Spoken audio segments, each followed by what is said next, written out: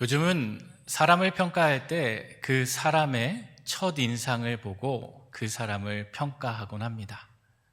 그래서 누군가를 만나고 또 면접을 보고 여러 가지 일을 할 때 그 첫 인상이 그 사람에게 큰 영향을 끼치게 된다는 것이죠. 그래서 면접을 볼 때도 이 첫 인상을 잘 보이기 위해서 많은 준비를 하고 많은 노력을 하고 그 면접에 참여하기도 합니다. 그런데 한 사람의 진면목을 알기 위해서는 그 첫 인상이 그 사람의 모든 것을 다 말해주기란 어렵다라는 거예요. 그 사람을 제대로 알기 위해서는 어느 정도의 시간이 필요하고 어느 정도의 그 사람과의 관계가 이어지고 나서 그 사람을 평가할 수 있게 된다라는 것입니다. 평소에는 누구나 다 침착해 보일 수 있고 평소에는 누구나 다 괜찮은 사람처럼 나이스한 사람처럼 보일 수 있지만 시간이 지나게 되고 그 사람이 무언가 결정을 하고 무언가 선택을 해야 할 때는 그 사람의 진가가 드러나게 된다라는 겁니다. 이것은 믿음의 자리에도 마찬가지입니다. 우리가 입술로 주님을 잘 믿고 나는 믿음이 있다라고 고백하며 살아가지만 그것이 우리의 겉모습이 아니라 믿음 안에 살아가면서 그 신앙 안에서 내가 무언가를 선택하고 무언가를 결정해야 할 때, 특별히 믿음의 길을 택할 때 내가 가지고 있던 것들을 내려놓아야 하는 그런 순간이 오면 우리의 믿음은 그때 쉽지 않은 결정을 내려야 하기 때문이에요. 때로는 믿음을 택하면서 내가 손해를 볼 때도 있고 믿음을 택하면서 내가 가진 것을 내려놓아야 할 때가 있다라는 것입니다.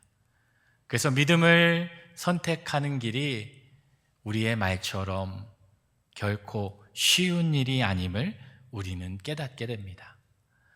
오늘 말씀에도 이런 인간의 선택의 자리에 놓여 있는 이 사람이 등장하게 되는데요. 그들은 바로 다니엘의 세 친구 사드락과 메삭과 아벳느고라는 사람입니다. 우리가 다니엘 말씀을 떠올리면 가장 먼저 떠올리는 그 생각은 무엇입니까? 사자굴에 들어가서 또 상하지 않고 자신의 목숨을 지켜냈던 그 다니엘의 모습을 떠올리지만 오늘 우리가 함께 나눌 이 말씀의 주인공은 그 다니엘이 아니라 그 다니엘의 세 명의 친구들의 이야기입니다. 이들도 다니엘처럼 이 유다에서 바벨론으로 끌려온 포로들이었습니다. 이 바벨론에 와서 체류하면서 이들은 조국도 잃었고 그들의 이름도 잃었고 모든 것을 잃은 채 그 바벨론 땅에서 바벨론식 교육을 받으며 살아가야만 했던 존재들이었습니다. 그렇게 모든 것을 다 잃어버린 그들이었지만 그들에게 한 가지 잃어버리지 않은 것이 있었는데요. 그것은 무엇이냐? 바로 하나님을 향한 믿음이었습니다. 유다 땅에서부터 하나님을 믿고 의지하며 살아왔던 그들의 믿음이 이 바벨론의 포로로 끌려왔어도 그들은 그 믿음을 잃지 않고 그 삶의 모든 자리에서 그 믿음을 지키며 살아가는 자들이었다라는 거예요. 그렇게 믿음을 지키며 살아가던 어느 날 바벨론의 느부갓네살 왕이 자신들이 믿고 있던 여러 신들 가운데 특별히 금으로 만든 신상을 세워서 그 신상을 향해 이것이 바로 새로운 신이다라고 하며 그 신상 앞에 모두가 절을 하도록 명령을 내리게 되었습니다. 이 친구들도 마찬가지였어요. 그 신상 앞에 절을 하게 되면 너희의 목숨이 살려질 것이고 만약 너희가 이를 거부하고 절을 하지 않는다라고 하면 너희는 당장 뜨거운 풀무불에 던져질 것이다 라고 명령을 하게 되었어요. 이것은 단순한 우상 숭배가 아니라 그 신상 앞에 절을 해야 한다라는 것은 너희들이 믿고 의지하는 신이 누구인가를 결정하라는 믿음의 선택과도 같았습니다. 내가 의지하고 내가 붙잡고 내 인생의 주인은 되는 분이 누구인가를 시험하는 바로 믿음의 선택 시험이었다라는 거예요. 왕은 그들에게도 마지막 기회를 제공하며 그들에게 선택하라고 명령합니다. 너희가 금신상에게 절을 할 것인가? 아니면 풀무불에 던져질 것인가? 이 다니엘의 세 친구 사드락과 메삭과 아벳느고는 자신의 생명과 믿음 가운데 하나를 선택해야만 했습니다. 그리고 결국 그들은 무엇을 선택합니까? 오늘 말씀처럼 그들은 자신의 생명보다 자신들이 가지고 있던 그 믿음을 붙잡고 그 결과 그들이 풀무불에 던져지게 되고 말았다라는 거예요. 제가 말씀을 묵상하면서 그런 생각을 해봤습니다. 이들이 포로로 끌려간 그 자리에서도 믿음을 지키며 살았는데 어려움 가운데서도 하나님을 향한 신앙을 잃지 않고 끝까지 내가 하나님의 다른 신을 섬기지 않겠다 결단하며 그 믿음을 지켰는데 그렇다면 하나님께서 그들을 불 속에 들어가지 못하도록 막아주셔야 하는 거 아닌가? 그런 생각을 해보게 되었어요. 믿음을 지키려고 했고 하나님을 배반하지 않았고 끝까지 하나님을 택했으니 하나님께서 당연히 그들을 붙잡아 주시고 그들이 풀무불에 던져지지 않도록 미리 막아주셔야 할 텐데 그런 생각이 제 안에 들게 되었습니다. 여러분, 우리도 그렇지 않습니까? 우리가 믿는 하나님이 그 정도는 돼야 여러분 우리가 믿고 의지하고 또 우리 어려움 가운데 나의 것을 내려놓으면서까지 그 하나님을 의지할 수 있잖아요. 내가 하나님을 붙잡았을 때 하나님께서 나를 지켜주셨다. 내가 하나님을 선택했을 때 하나님께서 나를 기억해 주시고 나를 건져주셨다. 그런 은혜가 있어야 하는데 우리가 생각하는 것처럼 믿음 생활도 잘하는데 하나님께서 우리의 삶에 찾아오는 그 고난과 어려움을 막아주시고 피해 주시도록 우리는 인도해 주시기를 바라는 마음으로 살아가게 된다라는 거죠. 그런데 오늘 본문을 보면 하나님께서는요, 그들이 풀무불에 던져지도록 그냥 버려두셨다라는 거예요. 여기서 중요한 질문이 하나 생기게 됩니다. 그렇다면 하나님께서는 왜 그들을 그 불 가운데 들어가도록 허락해 주셨을까요?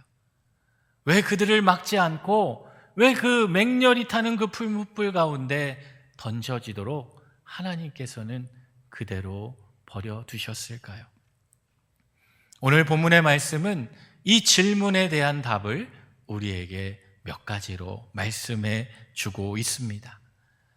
오늘 말씀을 통해 우리가 살펴볼 수 있는 그 질문에 대한 답은 첫째로 하나님께서는 불보다 가까이에서 우리의 믿음을 붙들어 주시는 분이시다라는 거예요. 불보다 더 가까이 우리의 믿음을 붙들어 주시기 위해 지금 이 일을 허락하셨다라는 거예요. 사드락과 메삭과 아벳느고는 자신들을 하나님께서 지켜주실 것이다 라는 그런 믿음을 가지고 하나님께 고백을 합니다. 오늘 본문 17절 말씀인데요, 우리 다시 한번 이 고백을 읽어보겠습니다. 왕이여, 우리가 섬기는 하나님이 계시다면 우리를 맹렬히 타는 풀무불 가운데서 능히 건져내시겠고, 아멘. 하나님이 계시다면, 우리가 믿는 하나님이시라면 그 하나님께서 이 풀무불 가운데서 우리를 건지시겠다라는 거예요. 이 말은 어떤 의미가 있어요? 우리가 풀무불에 던져져도 구해내실 것이고 하나님께서 그 풀무불에 가지 않도록 우리를 지켜주실 것이다 라는 거예요. 우리는 결코 우상에게 절을 하지 않을 것이고 하나님께서 우리를 이렇게 지켜주실 것이다 라는 그러한 믿음이 있기 때문에 우리는 그 가운데서도 두려워하지 않고 결코 절하지 않고 하나님을 택할 것이다 라는 믿음의 고백이었어요. 여러분, 이 믿음도 참 귀한 믿음이죠. 그리고 어쩌면 그들에게는 이 믿음이 그렇게 되기를 원하는 바람이었을까요? 하나님께서 아마 그 일 가운데 함께 하셔서 우리를 저 풀무불 뜨거운 물에 던져지지 않게 하실 거야. 우리도 기도할 때 그럴 때가 있어요. 어려운 일을 앞두고 또 고난의 현장에서 우리가 기도하면 하나님께서 우리를 그 어려움 가운데 건져주시고 그 고난의 자리에 들어가지 않도록 우리를 막아주실 것 같은 그러한 마음이 우리에게 있다라는 거예요. 그런데 이들에게 더 놀라운 것은요, 이 고백이 전부가 아니라 이 고백 이어지는 더 큰 고백이 있게 된다라는 거예요. 17절 다음 18절 말씀을 보니까 이들이 어떻게 고백하냐? 그 처음에 이렇게 고백하죠. 그렇게 하지 아니하실지라도. 예전 개역 한글 성경은 어떻게 번역되어 있어요? 그리 아니하실지라도. 여기서 그렇게 하지 않는다라는 것은 무엇이에요? 하나님께서 그 풀무불 가운데 우리를 건져주시지 않을 것이라도 우리는 하나님을 믿고 의지하겠다라는 거예요. 다시 말하면 내 계획보다 하나님의 인도하심이 더 위대하고 하나님의 계획이 더 크고 더 신실하다는 그러한 믿음에서 나온 고백이다라는 거예요. 여러분, 믿음은 무엇입니까? 믿음이란 하나님께서 내가 원하는 결과를 주실 것이다 믿는 것이 믿음이 아니라 그 결과까지도 하나님께 맡기는 것이 바로 믿음이다라는 거예요. 내 계획대로 내 바람대로 내 뜻대로 이루어지지 않을지라도 하나님께서 역사하시는 그 모든 일이 선하시다. 그 일을 통해 하나님께서는 일하실 것이다. 나를 지켜줄 것이다 라는 그러한 믿음으로 이 친구들은 지금 담대하게 고백하고 있는 것입니다. 포로로 끌려간 그 상황에서 맹렬히 타는 그 풀무불 앞에서 어떻게 이들은 그러한 고백이 가능했을까요? 그들이 특별히 강한 사람들이었기 때문만은 아니었습니다. 그들이 그 어려움 속에서도 이렇게 고백할 수 있었던 것은 자신보다 더 크신 하나님을 신뢰했기 때문이었어요. 내 뜻대로 이루어지지 않을지라도 하나님께서 이루시는 그 모든 일은, 내 삶께 주어지는 그 모든 자리는 하나님께서 예비하신 그 계획이 있다라는 것을 믿었기 때문이다라는 거예요. 그래서 그들은 그렇게 하지 아니하실지라도 나는 하나님을 끝까지 믿겠다라는, 하나님께 소망을 두며 살아가겠다라는 그러한 믿음이 있었다라는 거예요. 제가 예전에 신학대학원 시절에 이 인도로 이 단기 선교를 갔던 적이 있습니다. 이 남인도 지역에 한 2주간 이 선교를 다녀왔는데요. 그 선교사님이 그곳에서 이 고아원을 운영하셨고 또 그 고아원과 함께 그 아이들을 또 양육하고 교육할 수 있는 학교를 지어서 유치원부터 고등학교까지 또 있는 그곳이었어요. 그곳에 방문해서 2주간 또 매일 카레를 먹으면서 그곳에서 이 시간을 보냈는데, 하루는 선교사님이 저희 팀에게 이 마을에 있는 뒷산에 올라가 보라라고 이야기를 하셨어요. 그 산에, 그 마을에서 가장 유명한 산이다라는 거예요. 경치도 좋고 좋으니 한번 갔다 오라라고 이야기를 하셨어요.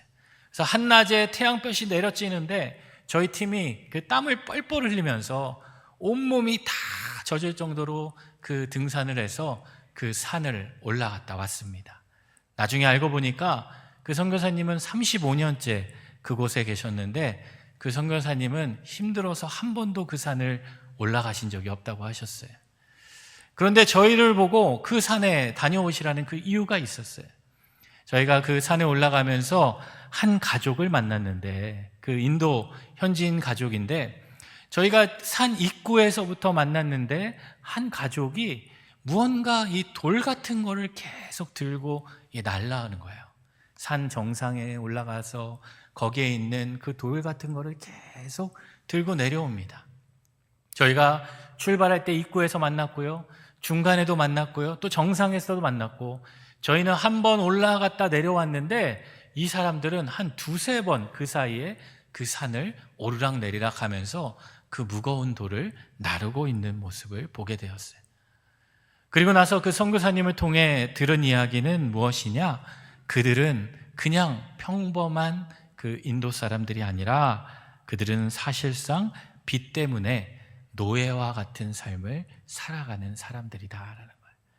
그런데 그들이 어떻게 하다가 노예가 됐냐?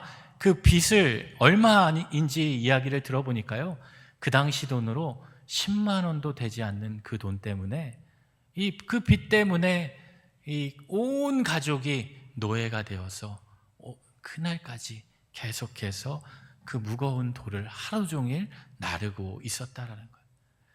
그 선교사님이 저희를 보낸 이유는 그 가족을 만나게 하시기 위하여였어요. 왜냐? 그 가족들이 비록 노예로 살아가는 힘든 생을 살아가지만 그들은 그 선교사님을 통해 주님을 알게 되었고 주일마다 함께 예배에 나와서 함께 예배하는 크리스찬이었다라는 거예요. 그래서 그 다음날 저희가 그 가정을 격려하기 위해서 약간의 선물을 들고 그 가정을 찾아갔습니다. 아주 정말 조그마한 그 집에 그 가족 모두가 살아가는데, 거기서 그들의 이야기를 잠시 듣고 함께 기도하며 그들에게 기도 제목을 물었어요. 당신들에게 있는 기도 제목을 알려주시면 저희가 그것을 위해 기도해 드리겠습니다. 저희는 그 가정이 저희에게 기도 제목, 어떤 기도 제목을 낼지 다 미리 알고 있었어요. 제가 만약에 그 가족이라도 어떤 기도 제목을 내겠습니까? 하나님께서 빨리 우리 가족에게 자유를 주시고 이 노예에서 벗어나서 우리 가족 모두가 이제는 고통 없이 평안하게 살아갈 수 있도록 하나님께서 은혜를 더해 주십시오라는 그런 기도 제목을 들을 것이다 라고 생각을 했어요. 이 고된 삶에서 하루라도 빨리 벗어나게 해달라라고 그렇게 기도 제목을 저희에게 부탁할 줄 알았습니다. 그런데 그들이 저희에게 주신 그 기도 제목은 너무나도 뜻밖의 기도 제목이었다라는 거예요. 우리 가족 모두가 지금도 우리와 함께 하시는 그 하나님을 향한 소망을 잃지 않도록 기도해 주세요라고 저희에게 부탁을 하셨어요. 그들에게는 자신에게 주어진 그 환경, 자신이 처한 그 상황, 그 고난과 고통과 힘겨움을 벗어나기를 원하는 것이 아니라 그들은 그 가운데서도 자신들이 끝까지 붙잡고 있는 그 하나님을 향한 그 소망을 잃을까 봐 그 두려움 가운데 살아가고 있었다라는 거예요. 오늘 본문에 이 다니엘의 세 친구들과도 같은 믿음이 그들에게도 있었던 것입니다. 어려움 속에 살아가지만 그렇게 하지 아니하실지라도 하나님께서 우리를 노예의 자리에서 벗어나게 해주지 않으실지라도 우리 안에 그 소망이 있으면, 내 안에 주님을 향한 그 믿음이 하나님께서 그 믿음을 허락해 주신다면 내가 오늘도 살아갈 수 있다라는 그러한 믿음이 그들에게 있었다라는 거예요. 나의 환경이, 나의 상황이 바뀌는 것보다 그 힘든 상황 속에서도 끝까지 하나님을 향한 그 소망을 잃지 않도록 하나님께서 그 불 가운데 우리에게 그 믿음을 붙들어 주시기를 간구하는 그 모습이었다라는. 사랑하는 성도 여러분, 믿음이란 바로 이것입니다. 문제가 반드시 해결되어야만 믿는 것이 믿음이 아니다라는 거예요. 문제가 해결되지 않는 그 순간에도, 내 상황이 변경되지 않고 내 환경이 바뀌지 않는 그 자리에서도 하나님께서 나를 향한 그 하나님의 선하신 뜻이 있음을 믿고 하나님께서 내 믿음을 지켜주시기를 간구하는 것이 믿음인 줄 믿으실 수 있기를 바랍니다.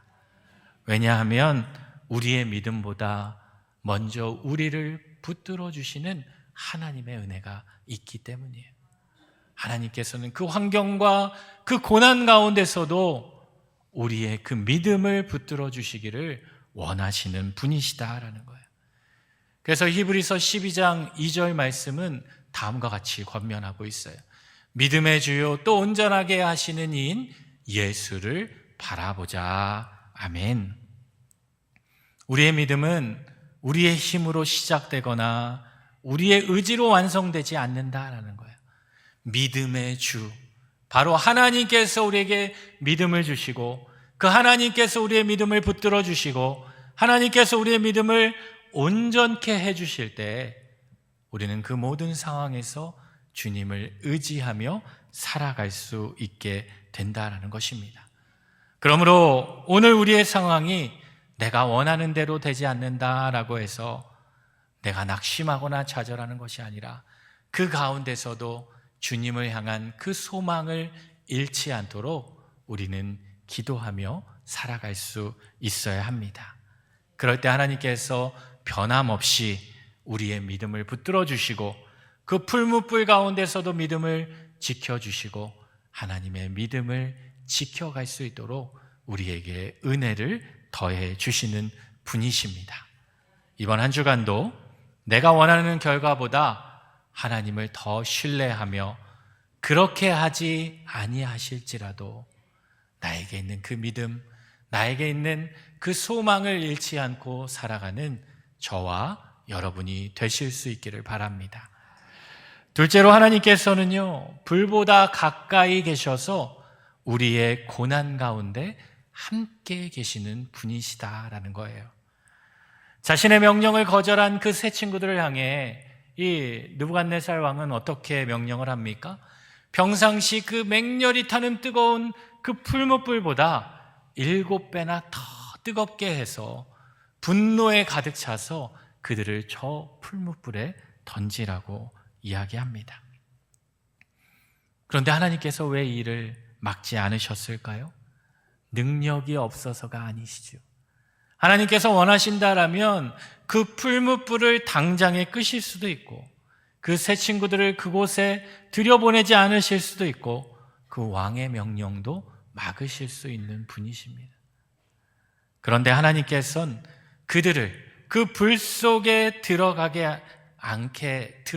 않게 하는 대신에 그들을 가로막고 그들을 다른 곳에 보내신 것이 아니라 하나님께서는 그 불 가운데 그들을 보내시면서 그들과 함께 그 자리에 계셨다라는 거예요. 그래서 오늘 본문을 보면 이 느부갓네살 왕이 그들을 풀무불에 던진 후에 그들을 바라보고 깜짝 놀라서 외치죠. 우리가 분명 세 사람을 결박해서 그곳에 던졌는데 어찌 저 불 안에는 4명이 자유롭게 다니고 있느냐 놀라서 그들에게 신하들에게 묻게 되었다라는 거죠. 그 풀무불 안에 던져진 사람은 이 3명의 친구들 홀로가 아니었다라는 거예요. 왜 그렇습니까? 하나님께서 그들과 함께 계셨기 때문이에요. 우리는 오늘 이 말씀 가운데 중요한 메시지를 찾아볼 수 있습니다.